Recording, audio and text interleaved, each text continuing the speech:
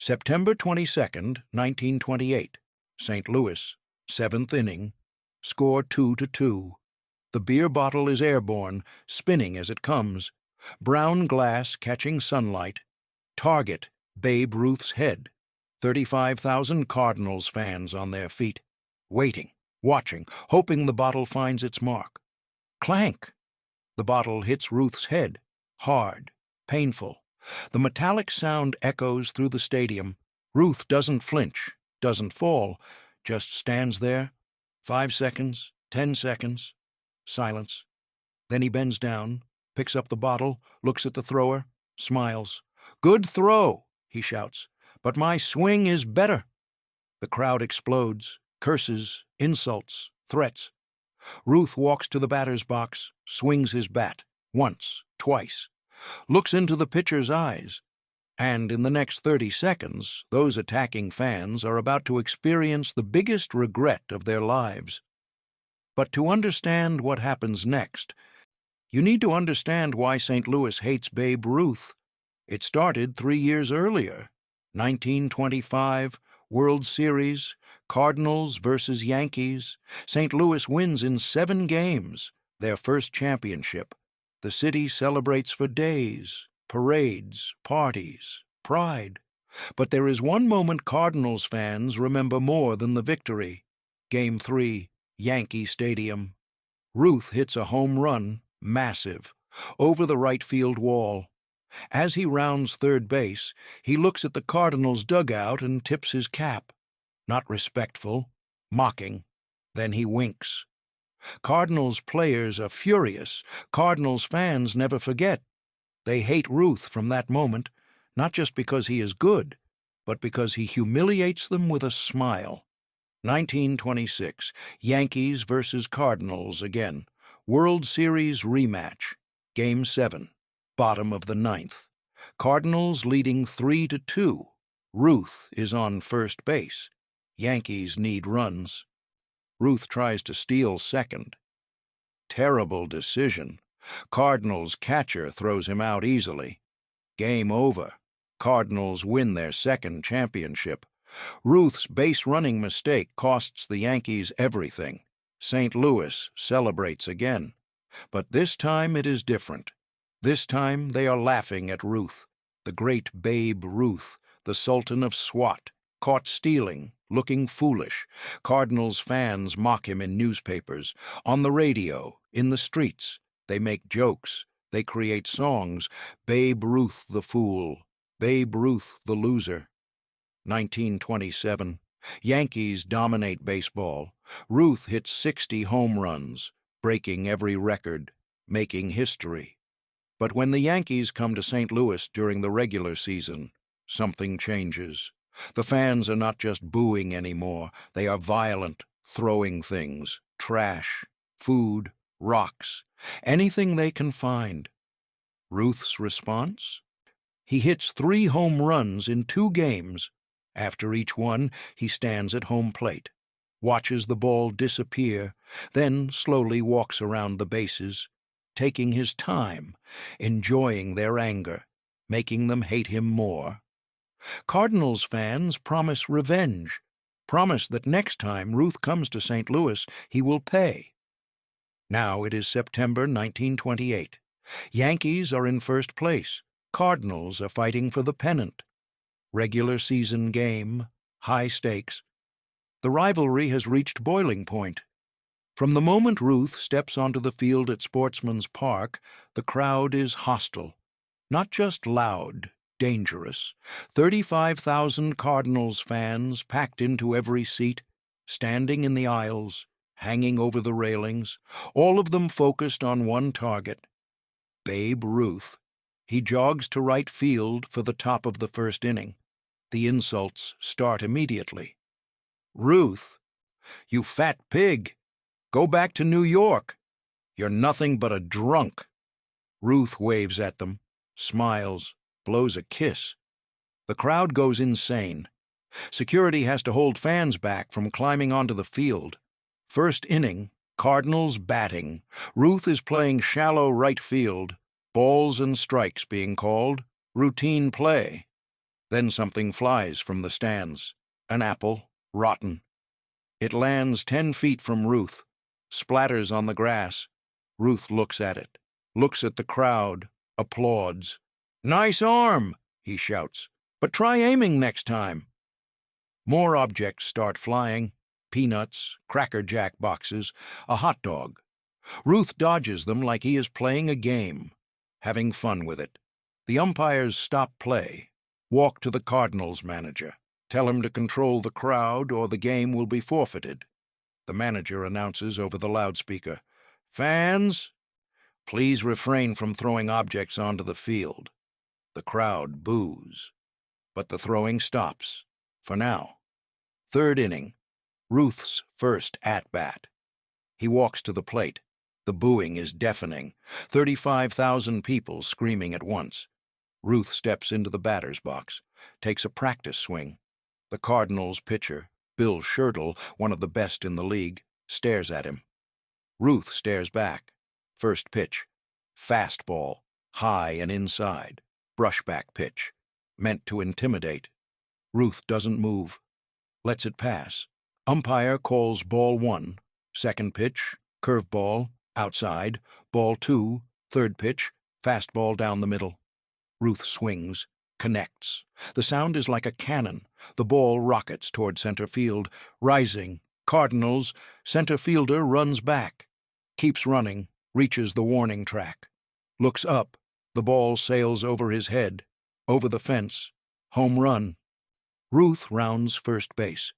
The stadium falls silent. 35,000 people stunned into silence. Ruth takes his time, watching them, enjoying their pain. As he crosses home plate, he stops, turns toward the right field stands, waves, blows another kiss. The silence breaks. The crowd explodes in rage. Objects rain onto the field, bottles, cups, newspapers.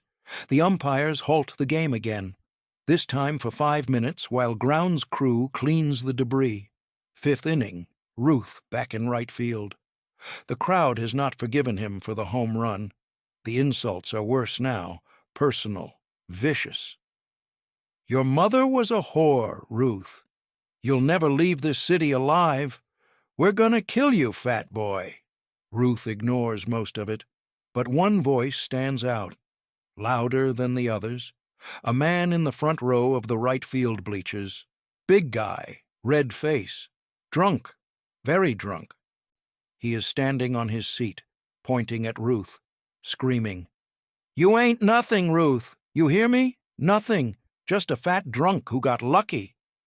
Ruth walks closer to the stands, looks directly at the man. "What's your name, friend?" Ruth asks. The man is shocked Ruth is talking to him. "Frank," he shouts back. "Frank Murphy." "Well, Frank," Ruth says loudly so everyone can hear, "when I hit my second home run today, I'm gonna point at you, and you're gonna sit down and shut up. Deal?" Frank Murphy's face turns redder. The crowd around him is laughing now, laughing at him. He is embarrassed, humiliated, and very, very angry. Seventh inning, score is tied 2-2. Yankees batting, 2 outs, runner on second, Ruth coming to the plate. The entire stadium is on edge. Everyone knows what is coming. Ruth versus Sherdell. Round 2. Ruth walks slowly to the batter's box, dragging it out. Building tension. The crowd is screaming. Sherdell is ready. Ruth steps in, takes his stance. Before the first pitch, Frank Murphy in the right field bleachers makes his move. He has been planning this for 2 innings. He reaches under his seat, pulls out a beer bottle, full, heavy, brown glass. He stands up, wins his arm back like a pitcher, and throws. The bottle spins through the air, end over end, moving fast. Ruth does not see it coming. He is focused on Sherdell, focused on the pitch. The bottle hits him on the left side of his head, just above the ear. Clank. The sound is sickening, like hitting a watermelon with a hammer. Ruth's head snaps to the side. His batting helmet flies off. He stumbles, 1 step, 2 steps. The crowd gasps. Even the fans who hate Ruth are shocked. That was not just throwing objects. That was assault. That could have killed him. But Ruth does not fall. He steadies himself, touches his head. His hand comes away with blood. Not much, just a trickle. He looks at his fingers, looks at the blood. Then he turns toward the right field stands. The bottle is on the ground near the batter's box. Ruth walks over, bends down, picks it up, holds it high so everyone can see. The stadium is dead silent. 35,000 people holding their breath. Security is running toward the stands to grab Frank Murphy. But Ruth stops them with a gesture. He points to Murphy. "That your bottle, Frank?" Ruth shouts. Murphy does not answer. He is already regretting it, already seeing his life flash before his eyes. "I asked you a question," Ruth shouts louder. Murphy nods weakly. "Yes," he says, barely audible. Ruth smiles, not a friendly smile, a predator's smile. "Thanks for the gift," Ruth says. He hands the bottle to the home plate umpire. "Keep this as evidence. I'll be pressing charges after I win this game." The umpire takes the bottle, asks Ruth if he needs medical attention. Ruth touches his head again. The bleeding has almost stopped. "I'm fine," Ruth says. "Just a scratch. I've been hit harder by pitches." He looks at Sherdell. "Let's play ball." If you're enjoying this story of Babe Ruth's legendary revenge, make sure to subscribe so you never miss another incredible moment from sports history. And tell me in the comments, what would you have done if you were Babe Ruth in that moment? Would you have walked off the field or stayed to prove a point? Let me know below. Ruth steps back into the batter's box. The crowd is confused. Half of them are booing, half are silent. They just watched their guy throw a bottle at Ruth's head, and Ruth is acting like nothing happened, like it was a mosquito bite. Sherdell is shaken. He did not sign up for this, did not expect the game to turn violent. He takes the mound, stares at Ruth. Ruth stares back. There is something in Ruth's eyes now, something dangerous, something that was not there before the bottle. Sherdell winds up, throws, fastball, down the middle. Ruth swings, misses. Strike one. The crowd erupts. "Yeah, strike him out. He's scared. He's bleeding." Ruth steps out of the box, takes a deep breath, steps back in. Sherdell winds up, throws, curveball, outside, ball one. Count is 1-1. Sherdell winds up again, fastball, inside. Trying to back Ruth off the plate. Ruth doesn't move. Ball 2, count 2-1. Sherdell is frustrated. He wanted that pitch to intimidate Ruth, but Ruth is standing there like a statue, not giving an inch. Fourth pitch, change up. Ruth swings, fouls it back. Strike 2, count 2-2. The crowd is on their feet. This is it. This is the moment. Sherdell versus Ruth. The entire stadium watching. Frank Murphy is still in the stands. Security has not removed him yet. He is sitting now, head in his hands, realizing what he has done. Sherdell takes a long time with this pitch, rubbing the ball, looking at Ruth, looking at his catcher for the sign. He nods, sets, winds up, throws, fastball, high, right at Ruth's head, intentional, retaliation for embarrassing the Cardinals. Ruth sees it coming, ducks. The ball whistles past his ear, misses by inches. Ball 3, full count, 3-2. The umpire warns Sherdell. "One more like that and you're ejected." Sherdell does not care. He is beyond caring. He wants Ruth gone, wants him humiliated, wants him to fail. He winds up, final pitch, fastball, middle in, good location, good speed, should be unhittable after everything that just happened. But Ruth is locked in. His eyes never leave the ball. He sees it coming out of Scherdel's hand, sees the spin, sees the trajectory. His body moves automatically. Hips rotate, hands come through, bat meets ball. The sound is different this time, louder, deeper, more violent. The ball explodes off Ruth's bat, rising, screaming through the air, heading toward right field, heading toward the bleachers, heading toward Frank Murphy. The Cardinals' right fielder does not even move. He knows. Everyone in the stadium knows. That ball is gone, way gone. It climbs higher and higher into the St. Louis sky. The afternoon sun catches it, making it glow like a comet. It sails over the right field wall, over the bleachers, over the concession stands, over the street behind the stadium, over the apartment buildings across Grand Avenue. Witnesses later claim it traveled over 450 feet. Some say 500. The truth is lost to legend, but everyone agrees it was the longest home run ever hit at Sportsman's Park. The ball lands somewhere in the neighborhood, crashes through the second-story window of a boarding house. An elderly woman inside nearly has a heart attack when a baseball smashes through her window and lands in her soup pot on the stove. She keeps that ball for the rest of her life, tells everyone who will listen about the day Babe Ruth's home run invaded her kitchen. But nobody in the stadium knows any of this. Nobody cares where the ball lands, because everyone is watching Babe Ruth. He is not running. He is walking, slowly, deliberately, around first base, around second base. As he approaches third base, he does something nobody expects. He stops, turns toward the right field bleachers, looks directly at Frank Murphy, points at him, just like he promised he would. Then he tips his cap, not mockingly this time, almost respectfully, as if to say, "Thanks for the motivation." The stadium is in chaos. Cardinals fans are throwing more objects. Yankees fans in the crowd are going insane. Security is everywhere trying to control the situation.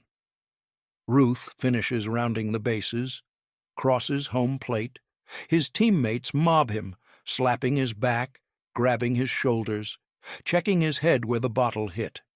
Ruth is laughing, genuinely laughing. "That," he says to Lou Gehrig, "was the most satisfying home run of my life." The game continues. Cardinals are down 3-2 now. They never recover. Yankees win 5-2. Ruth finishes the game playing right field, standing in the exact spot where the bottle hit him, daring the crowd to throw something else. Nobody does. After the game, Ruth is interviewed by reporters in the locker room. 15 journalists crowd around his locker, notebooks open, pencils ready, flashbulbs popping.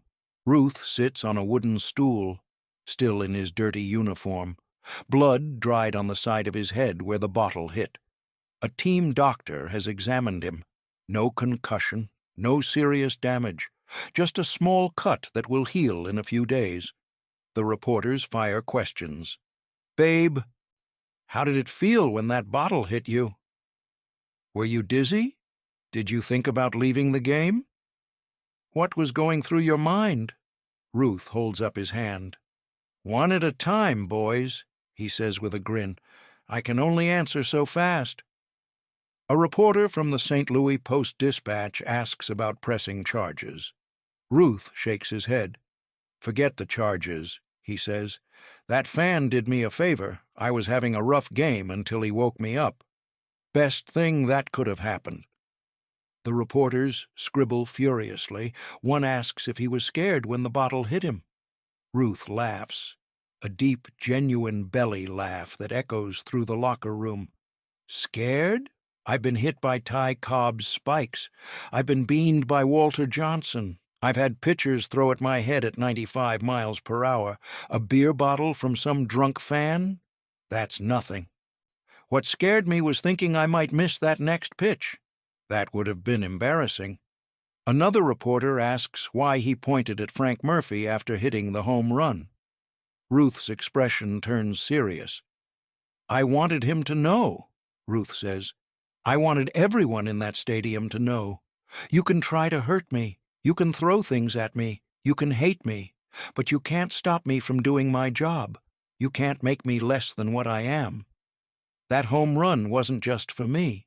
It was for every player who has ever been attacked by fans, every athlete who has ever had to perform while people throw garbage at them. We're not going to be intimidated. We're going to be better. The story spreads across the country. Newspapers run it on the front page. Ruth hit by bottle, responds with home run. Radio announcers talk about it for days. Sports columnists write editorials. Some praise Ruth for his toughness. Others criticize the Cardinals fans for their violence. But everyone has an opinion. Everyone has something to say about the moment a beer bottle turned into baseball legend. Frank Murphy, the bottle thrower, is arrested the next morning. Police show up at his apartment at 6 a.m. His neighbors watch from their windows as he is led away in handcuffs. His face is on the front page of every St. Louis newspaper. His name becomes synonymous with shame. His mother stops going to church because people whisper behind her back. His father, a proud Irish immigrant who worked in the steel mills for 40 years, disowns him. "You brought disgrace to our family name," his father says. "You are no son of mine." Frank Murphy is charged with assault with a deadly weapon. His lawyer argues it was just a beer bottle. The prosecutor argues it could have killed Ruth, could have ended his career, could have changed baseball history. The trial lasts 3 days. Witnesses testify.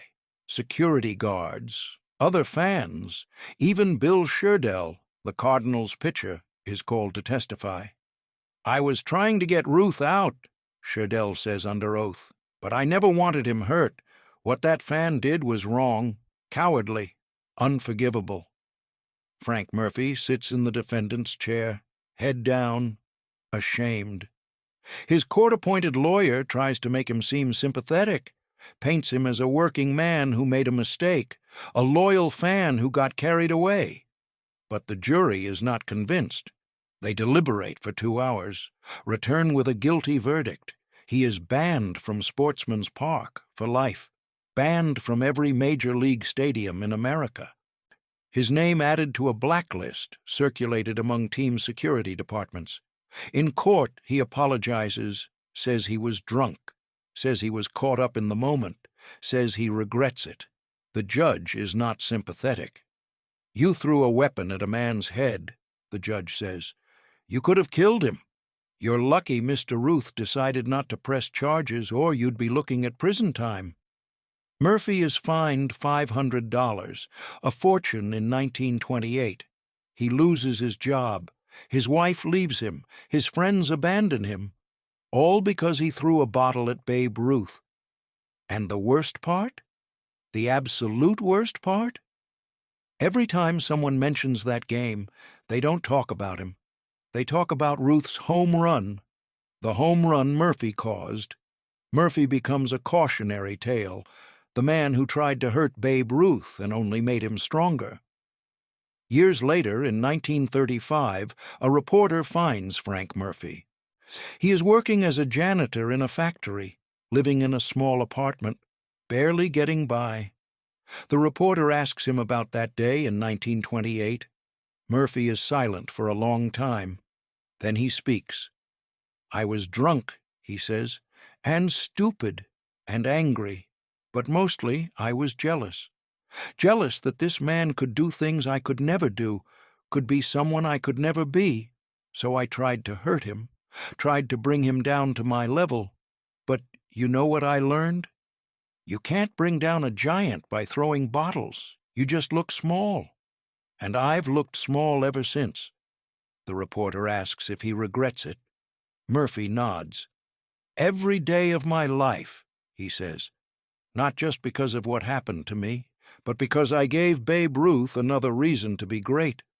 I gave him a moment that people will talk about forever, and I'll be remembered as the fool who made it happen."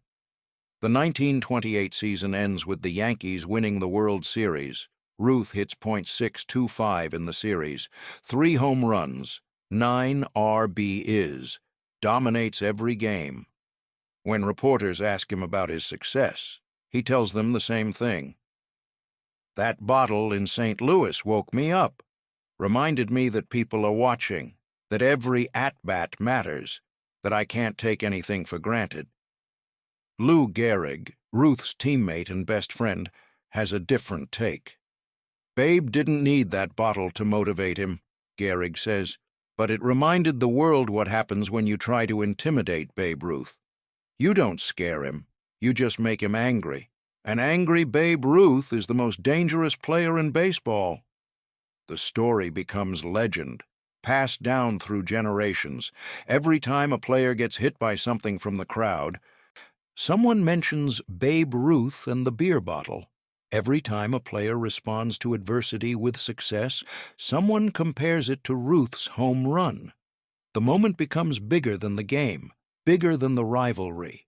It becomes a lesson, a teaching moment about how to respond when people try to tear you down.